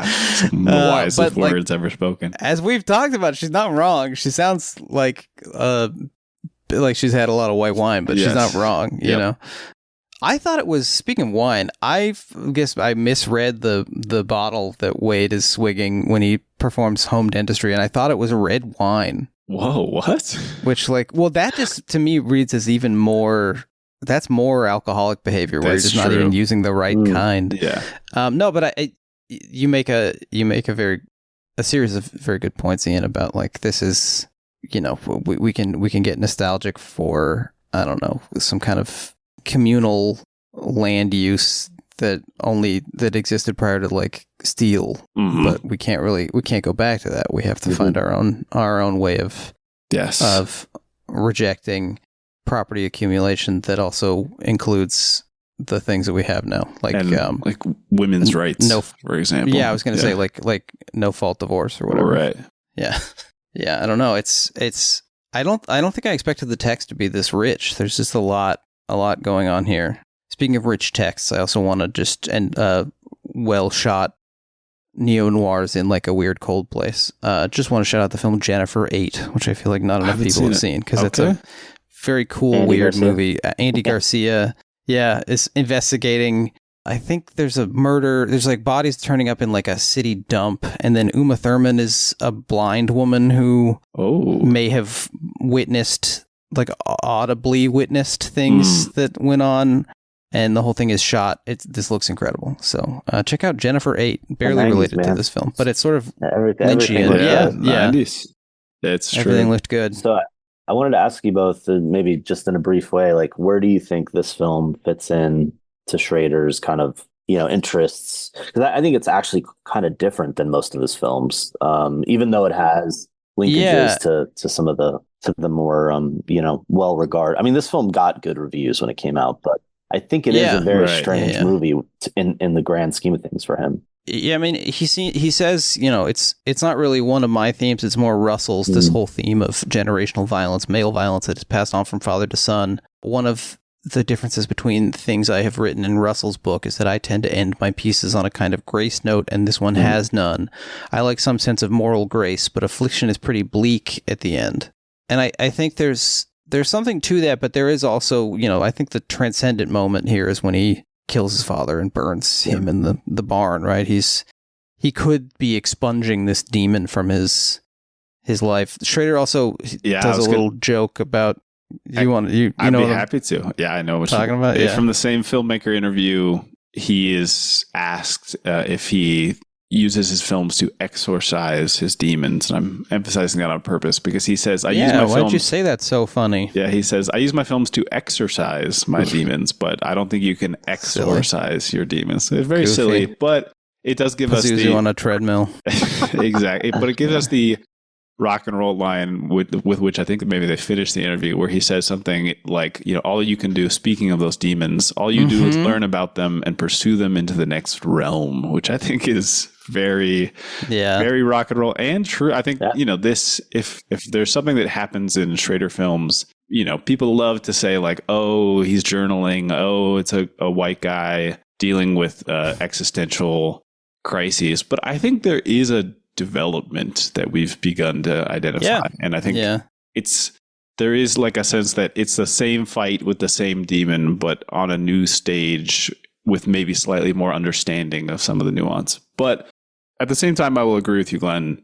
The first thing I said to Jake about this movie is that I didn't see as much of the sort of classic Schrader trappings that we've come to expect in a film. But you identified that little moment, Jake, where we see Wade's, like a house or whatever, sort of small home, nice home, but in the middle of the snowy woods, and push in from the cold evening into this little room where he's on the phone with his brother. And that to me, I could see Schrader both visually, I think is just an appealing shot. And also this idea of a man like working out these feelings, trying to find something, trying to seek and share. Just journaling into the phone. Right. Basically. Exactly. I think, more than, I don't know, some for some reason, I just felt like more than any of his other movies, like this was the actor as auteur almost. Like, I mean, just Nolte just taking over every inch of the frame and produced the film too. And not that this wasn't collaborative. Obviously, it was. Like Schrader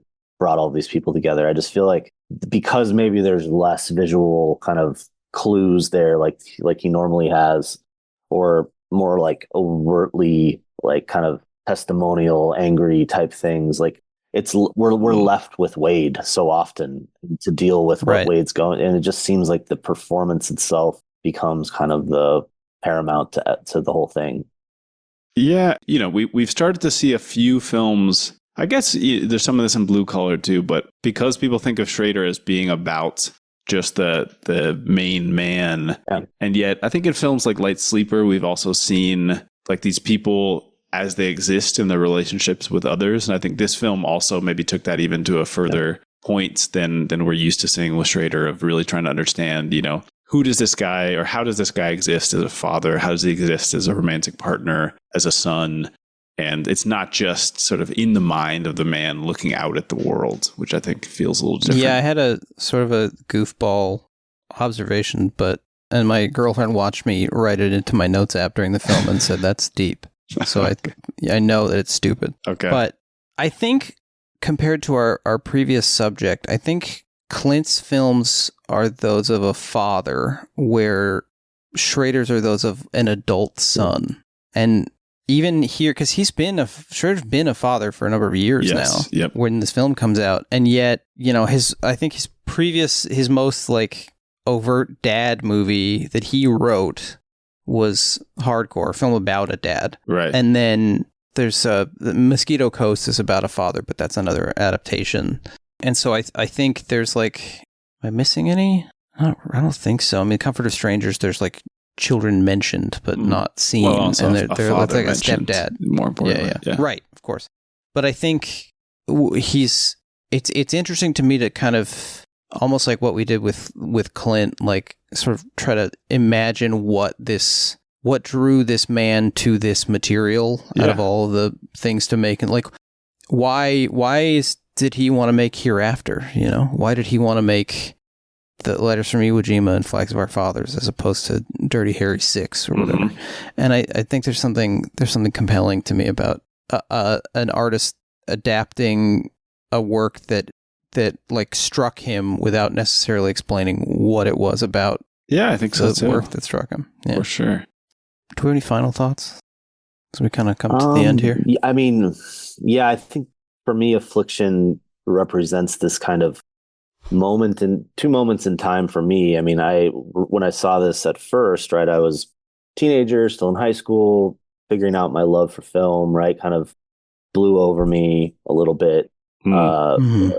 Just it's a movie that I think the more you live, right, with disappointment, with anything, the more you're going to relate to it. And so I think seeing it now, I can't imagine relating to this at 16. I'm impressed. Seeing it 25 years later, right. I mean, I'm a father of 2 young children. I mean, like it really kind of impacts the way that you respond, the way that you talk to people, the patterns, the things that you don't realize are having an impact on other people. And so I think, I think it's a film that for me is going to grow as I grow older. I mean, just in estimation, just as nuanced, like you guys have said, nuanced and wise as it is.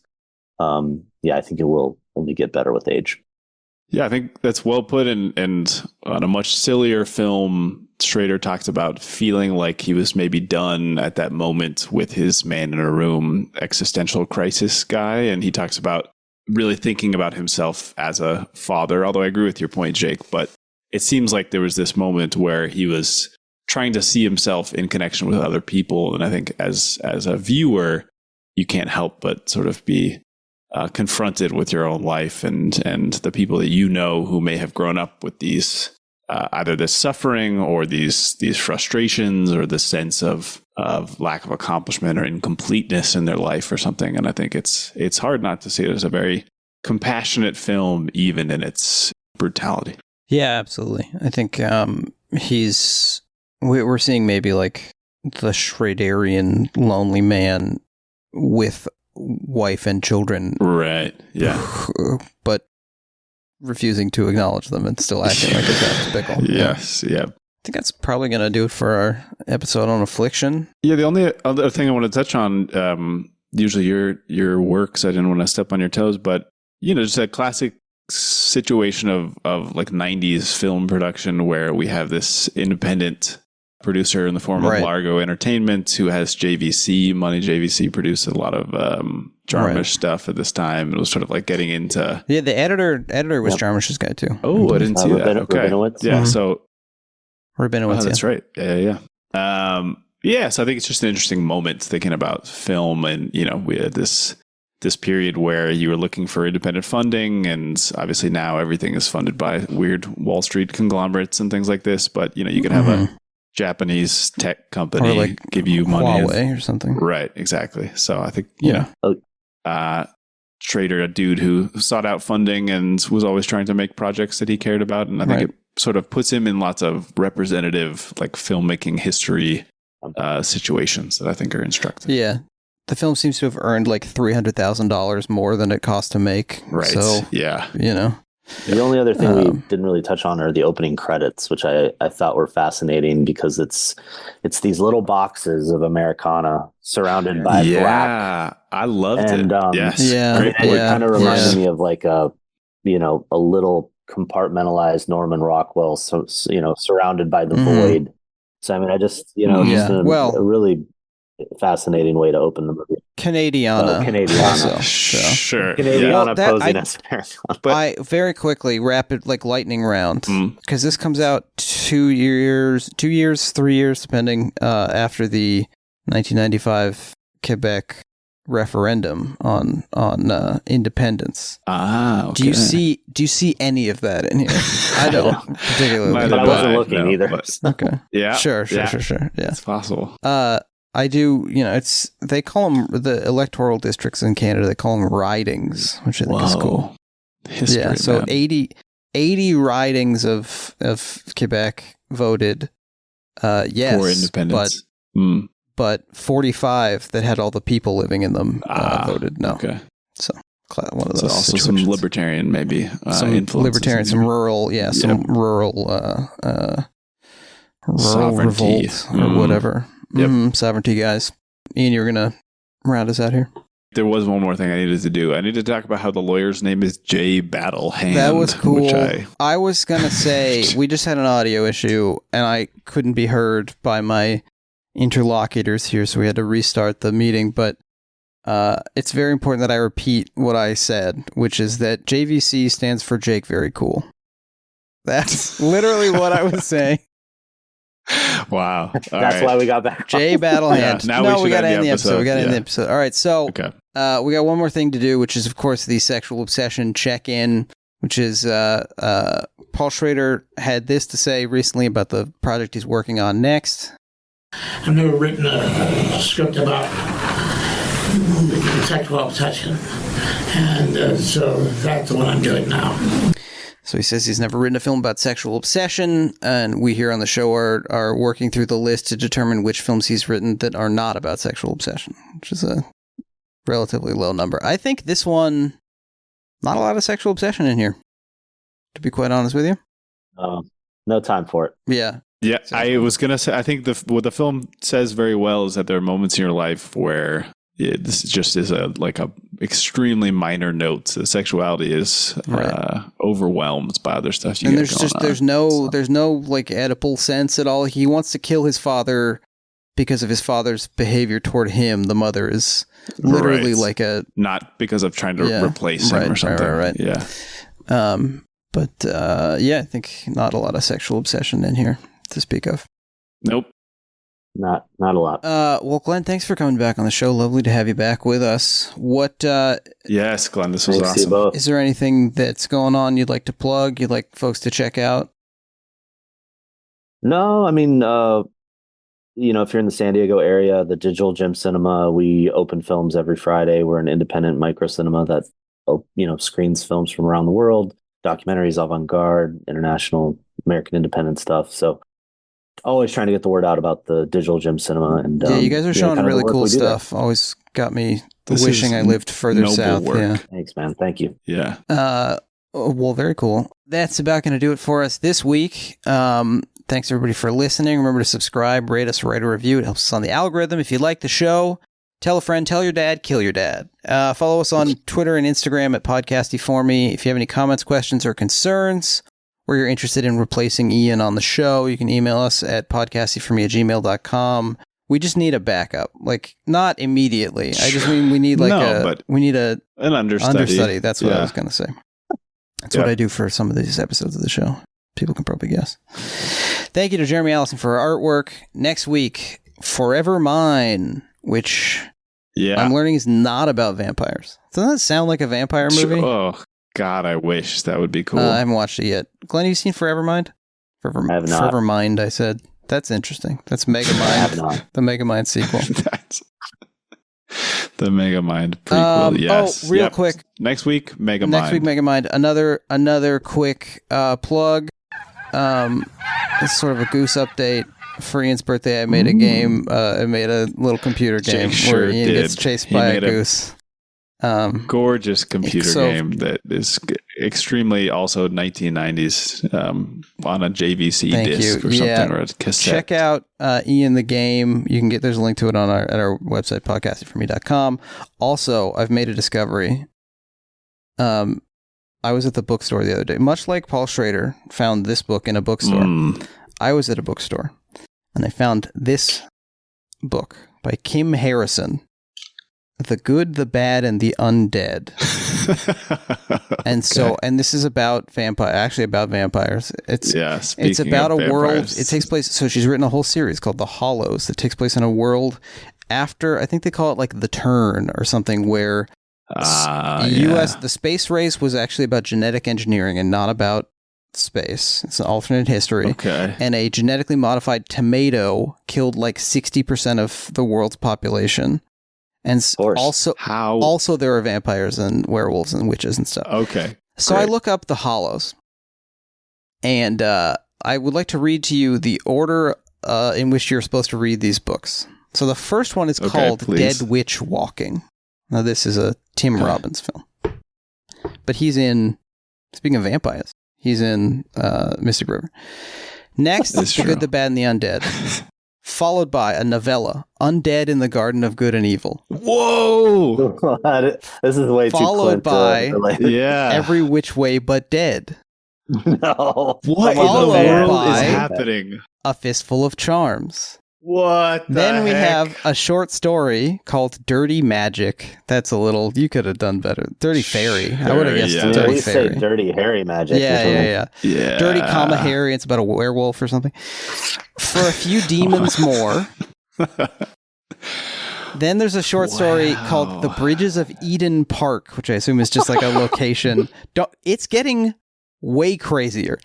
The Outlaw Demon Wales, Wales. Hell yeah. The Bespelled. That's a home run. That's a story. The Bespelled. Wait. White Witch Black Curse. Whoa! She's going fan. Deep on this stuff. Yeah. Leyline Drifter. Black Magic Sanction.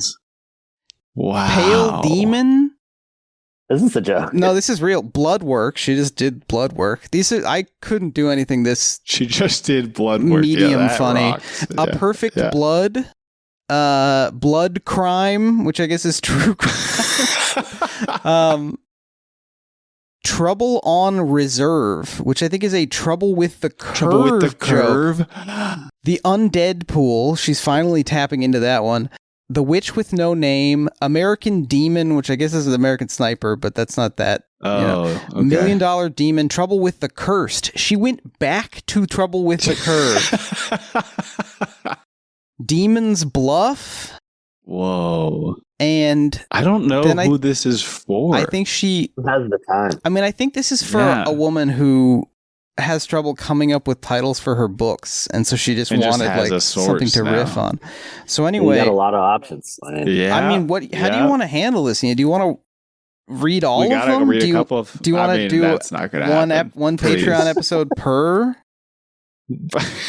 I mean, obviously, all joking aside, I think we could do one Patreon episode where we read a bunch of them, or half a Patreon episode where we look at a bunch of these to see if there's any Clint stuff in here. They're apparently like they're this is a Harper Torch. It's a real book, okay. Sure. And not a self-published. These were bestsellers by whatever metric you get that distinction. So I don't know, something exciting. I'm excited about Trouble with the Cursed. What if that's the best incredible. One? Wouldn't that be crazy? Kind of flipped it on Clint. Yeah, exactly. Really so anyway, come back next week for Forever Mine, and at some point we'll be talking about the Kim Harrison's The Hollows trilogy. They all just have like a sexy lady in like a red leather bodice she's like a vampire cop or something. She's Blade, basically. Whoa, cool. All right, that's it. We did it. Thanks for listening, everybody. Bye. Bye.